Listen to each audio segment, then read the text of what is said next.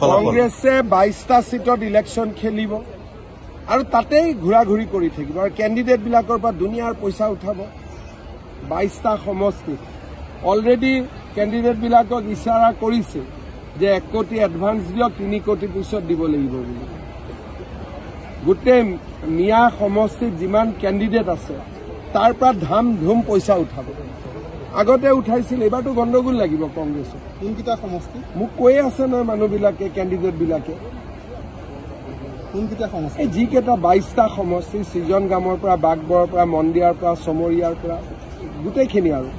দলগাঁৱৰ পৰা মিয়াৰ কথা ক'লে কংগ্ৰেছৰ খং তাৰমানে মিয়াই কংগ্ৰেছৰ অক্সিজেন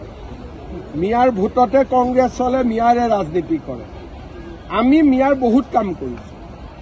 মিয়া মানুহে অৰুণোদয় পাইছে মহিলা উদ্যমিতা পাইছে কোনো কথা নাই খালি কিছুমান কথা যে ক'ৰবাত খালী মাটি পালেই বহি দিয়ে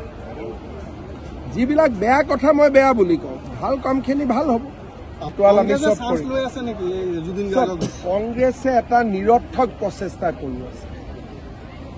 কাৰণ Zubeen Garg Congress BJP CPM CPI সকলোৰে কোনো এটা দলৰটো নহয় তেওঁলোকে জুবিনক কংগ্ৰেছীকৰণ কৰাৰ প্ৰচেষ্টাটো